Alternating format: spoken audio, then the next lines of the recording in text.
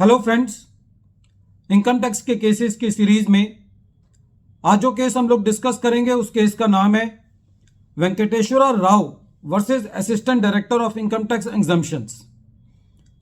ये case 106 ITR tribunal page number 531 पर report हुआ। मैटर हैदराबाद आईटीएटी की बी बेंच ने डिसाइड किया और इस केस का जजमेंट 10 अप्रैल 2023 को आया।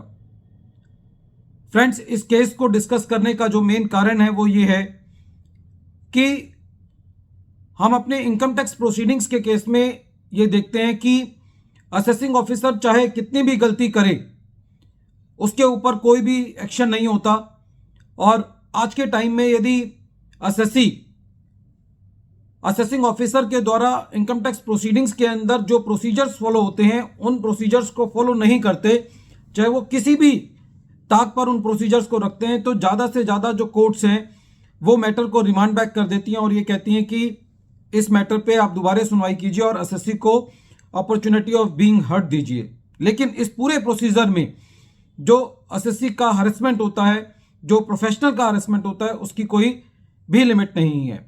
ये केस भी इस चीज़ का एक परफेक्ट एग्जाम्पल है। एसएससी का सेक्शन 143 सबसेक्शन 3 के अंदर कैश डिपॉजिट्स को लेकर के केस लिमिटेड स्क्रूटनी के अंदर रीओपन किया गया। जब असेसमेंट प्रोसीडिंग्स चल रही थी तो एसएससी से कैश डिपॉजिट्स को लेकर के कंप्लीट इंक्वायरी की गई। एसएससी ने उन इंक्वायरीज का जवाब भी दिया, लेकिन असेसिंग ऑफिसर जब असेसमेंट प्रोसीडिंग्स चल रही थी तो एसएससी का असेसमेंट ऑर्डर करना असेसिंग ऑफिसर से रह गया। जैसे ही असेसिंग ऑफिसर को यह पता चला कि उन्होंने एसएससी का असेसमेंट ऑर्डर पास नहीं किया है, तो असेसिंग ऑफिसर ने एसएससी को सेक्शन 148 का नोटिस इशू कर दिया। अब जब सेक्शन 148 का नोटिस आता है तो एसएससी के पास कोई ऑप्शन नहीं होता कि एसएससी अपनी रिटर्न फाइल करता है। जो पुराना रिजीम है, एसएससी ने अपनी रिटर्न फाइल करी, एसएससी को सेक्शन 143 सबसेक्शन 2 का नोटिस आया, एसएससी ने रीजंस मांगे और जब एसएससी को रीजंस पता चला कि मेरा केस इसलिए रीओपन किया गया है कि मैंने कैश डिपॉजिट किए थे, तो असेसिंग ऑफिसर के सामने एसएससी ने अपने ऑब्जेक्शंस रखे कि साहब इस चीज का मैं सारा जवाब दे चुका हूं और अब आप मेरा सेक्शन 148 के अंदर उस मुद्दे को लेकर के केस रीओपन नहीं कर सकते। लेकिन असेसिंग ऑफिसर ने एसएससी के सबमिशंस को कंसीडर नहीं किया और एसएससी की असेसमेंट्स सेक्शन 147 के अंदर की और जो एसएससी ने सबमिशंस दिए थे कैश डिपॉजिट को लेकर के उनको कंसीडर नहीं किया और सेक्शन 69A के अंदर एसएससी की एडिशन कर दी।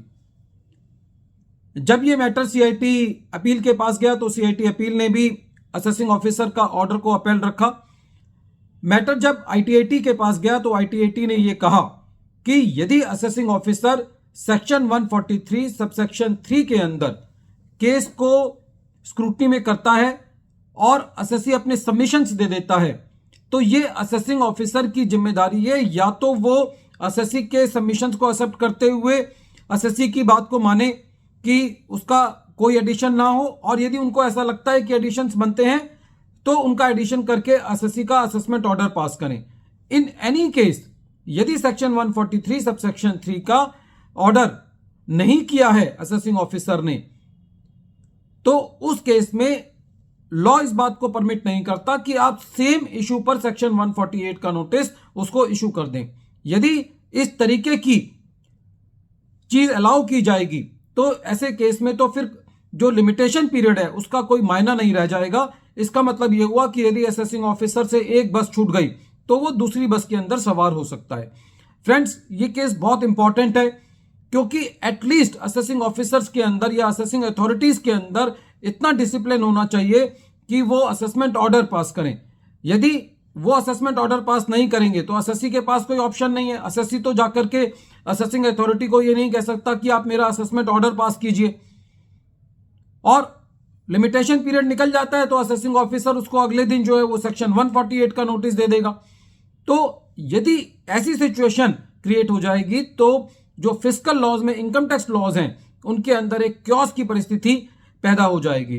तो इस केस में आईटीएटी ने यह कहा कि यदि असेसिंग ऑफिसर जिस मुद्दे पर सेक्शन 143 सबसेक्शन 3 के अंदर एसएससी अपने सबमिशंस दे चुका था और असेसिंग ऑफिसर ने ऑर्डर पास नहीं किया, तो सेम इश्यू पर एसएससी का सेक्शन 147 के अंदर असेसमेंट नहीं किया जा सकता, क्योंकि असेसिंग ऑफिसर ने अपना असेसमेंट ऑर्डर पास नहीं किया।